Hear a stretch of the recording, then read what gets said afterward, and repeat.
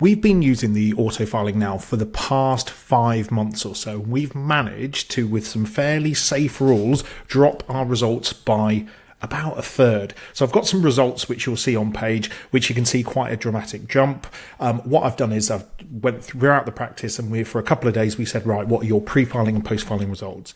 But what I'm going to do is I'm going to take you all the way back to the basics, and we're going to split this down into 3 parts, okay? What you need to do as a practice to make it safe in terms of the governance side, a bit of the bare basics of how to generate your autofiling rules and how to get around it, really not touched upon, and what makes this so safe and worthwhile is what searches you need to do. So stick with me for this video as we go through all of this first. So this is our practice sort of protocol and practice document on it.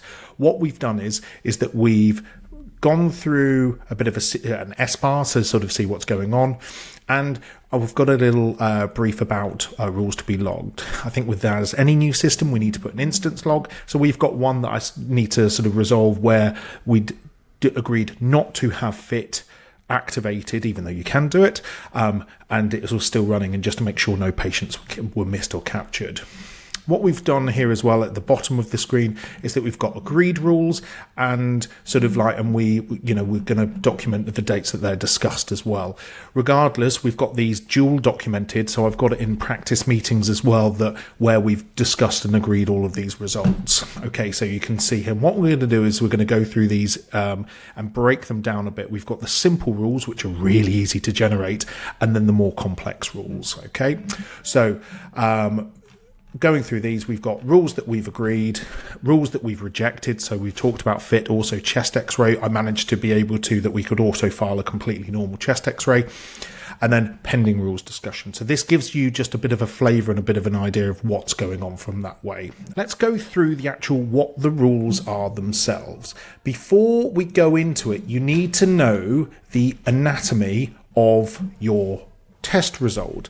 So on the screen, you'll see a sort of a snapshot of how a full blood count comes into our practice. Full blood count's a good one because it's got lots of results down it, and you're just mind blown. If you don't know what it comes out as, the easiest way is to go through your pathology and print them out. Okay, so right click, print the actual result itself, and you may want to chop out the patient's details if you're sort of working on this. Now, when you're going through the results, where I mentally got to the space of is, what results do I really not care about?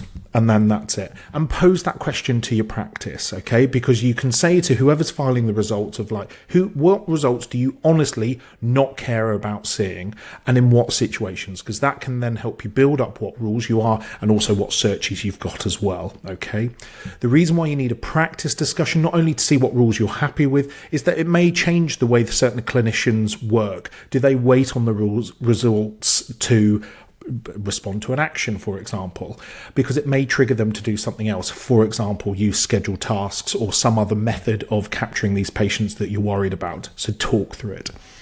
Okay, so the actual result itself comes in 2 parts. How it comes in is the investigation. So this is displayed up in the top, and it will generally either be one of 2 things, either a free text diagnosis or a read code. So for example, a full blood count is a read code because it's got this little open bracket, and the read code is 424 ...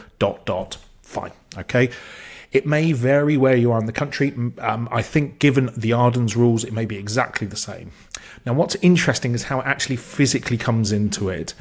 And this is where you get the simple rules, which we're going to go up first, where you may be able to snapshot one particular element of it, okay, and then be able to sort of set a rule based off that. Or if you're doing a full blood count rule, which we have done, every single line below the investigation has to be accounted for in the rule. For example, you have to put a rule for full blood count, even though you don't care about it because it's just restating what it is. And for comments, again, you might not care about it. But all of these which you do care about, again, obviously you're going to code for. Okay, so that's that one. Let's jump over and make sure it's all set up and organized. Set up users and policies, and then organizational preferences. Go on to pathology, and then auto reviewing. You've got to make sure this is ticked, okay, from that aspect. And then you've got all of these are available, and then you've got all of these selected. So at the moment, we've got all of our clinicians who basically get a lot of the results can use this filing result. So only these people can use it. So when you go over onto your pathology screen, you can the auto filing button will be activated, and you have to run that every day. Okay, it doesn't automatically do it. So you've got setup, workflow support, and then pathology auto rules engine. We're going to go through some of the simple ones first. So ACR, okay, so let's amend this rule set. So what we've done here is we've got ACR normal, that title doesn't matter. Now, we've talked about, because we know the anatomy of the investigation, it's either going to be a code or a free text. So I know, because I've printed it out, that ACR comes to us as a free text as ACR. That has to be exactly the same, otherwise it's just not going to recognize the rule. Now, once we've done it, we've got here an independent value. So all we're going to do is just amend it. So I know now that even though it comes out with investigation comments, etc., that all I really care about is the ACR result. And that, because I've printed it out as we did with the full blood count, we've got it there. Okay. And we've got here investigation urine output is less than 2.5. Admittedly, you need to check these with the labs as well. And that's the other key point. So that just demonstrates that you can go from that way, and we can amend it again. So again, that comes in as a coded diagnosis, and we found the necessary read code. We've got what type it is. We've got a numeric range, okay, and we want it less than 2.5. Happy days, okay. Likewise, ALT, very similar one.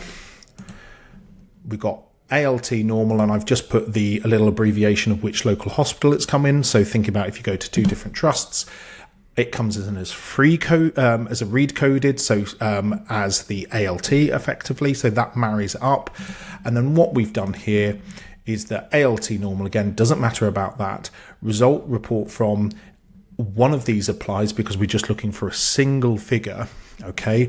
And we've got the investigation from that bit. So we've got ALT again, so it's free coded and it's numeric range between 0 and 40.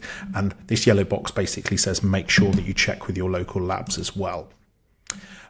This bottom bit here talks about if the review is not applicable, then we can put it as normal. You can set that to whatever you want. You may want to say it's satisfactory, abnormal, etc., depending on what the rule is and what you're trying to achieve.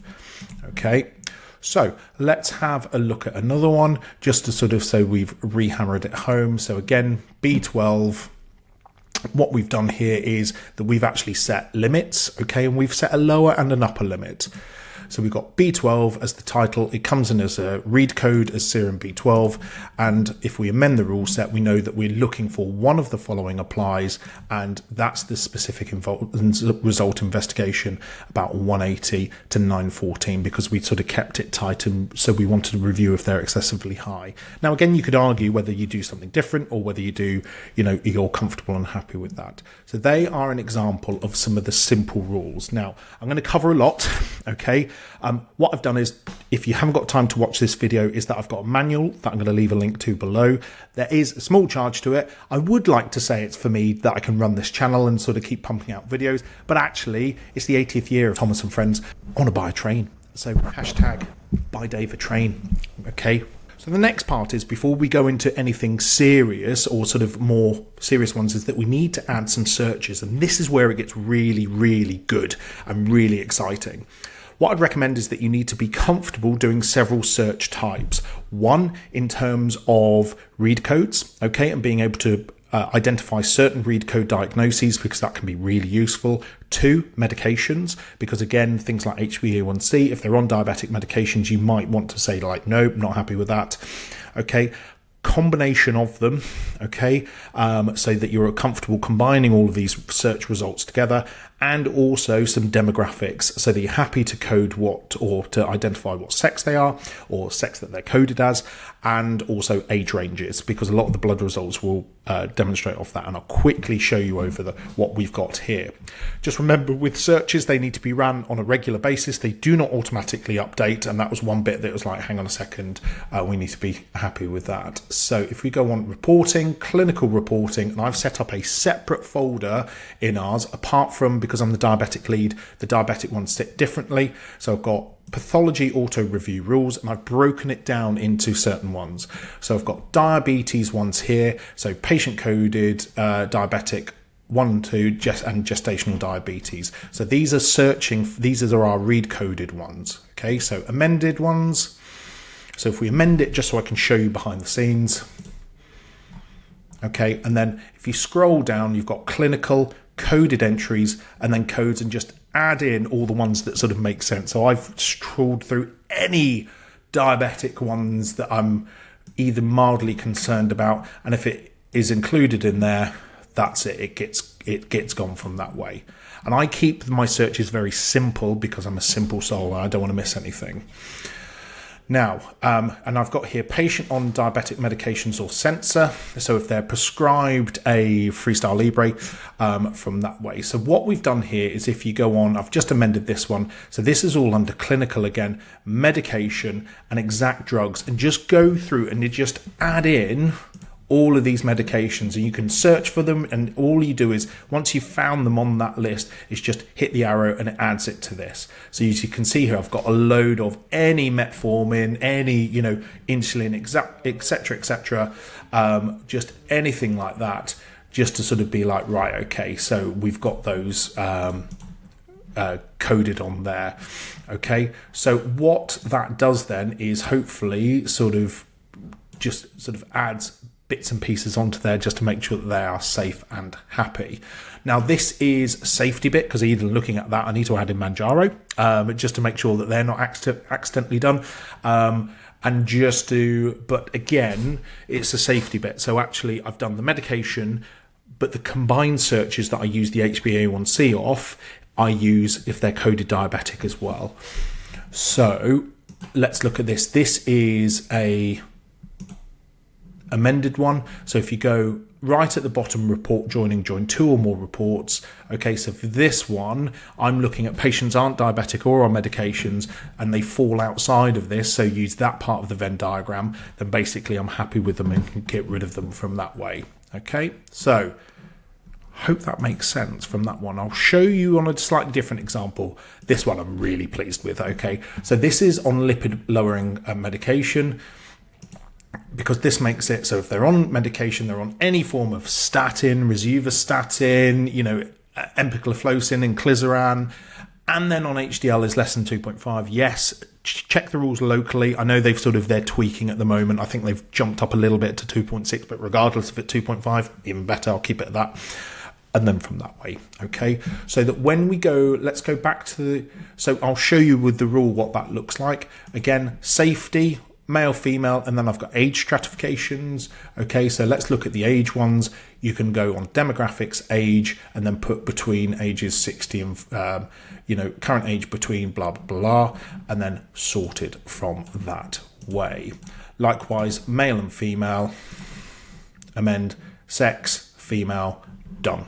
Okay, so let's go back to our more complex sort of search results and see how that looks, because there's just a minor tweak there.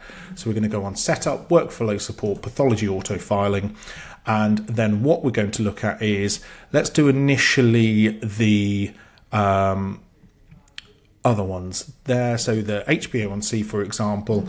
So here we've got HbA1c 20 to 41 are not diabetic, so they're not on anything that could potentially lower it. So if we amend the rule, you've got they're on this, they're not there, and if you've generated this search, you can link this rule to anyone that appears on that report, which is marvelous. And then all I've got here is we've got the coded entry of what HbA1c looks like, and we've got numeric range between these values that we are comfortable with as a practice. Okay, and then we don't care, and the review's not applicable. Likewise, pre-diabetic and within range. So again, if they're coded pre-diabetic and not, they're sort of not any other codes exist for it. So pre-diabetes code, and they've got a value between 20 and 47, then we're happy with you. Okay, and that search is specifically for if they're pre-diabetic, not on any medications, etc., etc. So happy with it from that way. Other ones that we're sort of looking at is, and let's talk about the full blood count, because that can be quite a tough one. And you can see here that it's got, so I've got a male and a female version, and we've done 2 elements of safety, male, female being one, but there's concerns about just the drop of hemoglobin. So what we've done here is we've got it searched just for males. Yes, you could argue, and I think the one bit that we will do is put this to males over the age of 18. But the bit that we were comfortable with and we discussed as a practice is that our full blood counts come in as a lower limit of normal of hemoglobin at 130. So we thought, hang on a second, let's up it to 140. So this is specifically on this investigation. Okay. So we've got numeric range, and you can alter that to whatever you want. If you want to go down to 130, by all means, it's your practice. You discuss it. You hold the risk. Okay. And then what you have to do is, this is going back to our Word doc, the previous result. This is saying that the investigation comes in again because we want all of the following to apply. Okay. So we've got full blood count is present again because it re-shows that. So full blood count, ignore of present and entry. So that's the top of the line from that initial one. And then likewise, comments at below. Okay, we've done free text comments, ignore of present regardless of content. Okay, we've done review not applicable. And we discussed as a practice thinking, well, hang on a second, what about our anemics or ones that drop a bit? And we basically all agreed that actually the likelihood of everything being completely normal and their hemoglobin being in that tight range and us missing anything is slim to none, and we were happy and comfortable to take that risk. But we've discussed it and documented it, and so that's why we're running this, and it's working really well.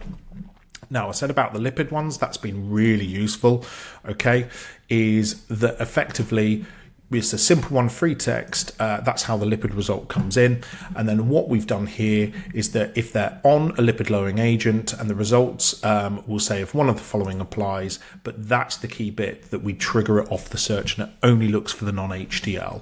Happy days.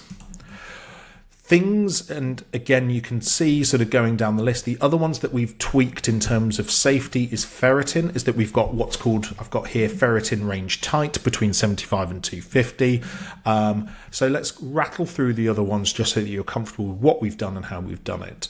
Okay, so we've talked about B12. BNP, we've discussed with our local cardiologist. This is the advice that they've given us in terms of the ranges, and that's where the age stratification comes in. Bone profile is just if everything's normal. Fecal occult blood test is what happened. We know that that's run by a separate service, so we ignore it. We can file that away. We just, though, if it's normal, just get rid of it. CRP, less than 5, get rid of, because even thinking for our, would we do anything for our rheumatological patients if it was raised? The answer is no. So actually, let's get rid of it. CA125, less than 30, happy days. Likewise, the CRP argument for ESR, link those two together. We've talked about full blood count and ferritin. Folate, again, if it's within normal range, don't mind. GPC antibodies, gone through that and being able to sort of like, if there's the word negative in there, then we can file that away. Likewise with H. pylori as well. Okay, and we know that we've specifically copied the has textual result containing Helicobacter pylori test not detected. We talked about HbA1c, liver function tests as well. We've done a wide range of results for those. We've talked about lipid profile. PSA, again, I'm working on this, so you can see it's not ticked yet. So we've got an ultra low value. Now, this is a fun one that I want to develop, is that effectively, because realistically we're going to get told to look after these gentlemen with prostate cancer, but we'll have a target. So that then there is a read code sitting out there basically saying, look, can you do this? Or, their target is this. So you can add that as a read code. If you can add it as a read code, you can then add it as a search. So then you could add it as a rule that basically says, right, I've got a read coded value that says their PSA target is 10. Okay, so their PSA comes back at 7. So you don't care, in the nicest possible way. So effectively, you could then auto file it and saying, look, well, if they're on the result, on the search result PSA value or PSA target 10, and it comes in at less than, say, 9 as a safety buffer, file it away. And that's all very doable with this set of rules. Okay, renal function, again, male female split, EGFR greater than 90, and all the rest are normal, get rid of it. Okay, TSH, this is an absolute nightmare. TSH, much more than I thought. So if they're not pregnant, not got thyroid cancer, not on any sort of thyroxine or carbamazepine prescription, then it can file it. But again, I'm still not comfortable completely with this one. Again, but we haven't had any, touch wood, any sort of issues with it from that way. TTG, sort of like if it comes back as negative, happy days, get rid of that. And then lastly, vitamin D greater than 51, so a normal reading, then we can file it away. So take homes we can get rid of with not too much effort. Now that I've shown you what you can do, you can set your own. You need to discuss this as a practice. I've made a manual of all the results and what it looks like, and I'll leave a link below. We reckon that this is relatively safe in early days, that we've wiped out about a third of our results. So please have a look at this, have a read of the manual. Feel free to drop me an email if you need a further discussion about this. More than happy to do so, and then we'll take it from there. Dave Hindmarsh, Doc Support. Good luck filing away your results.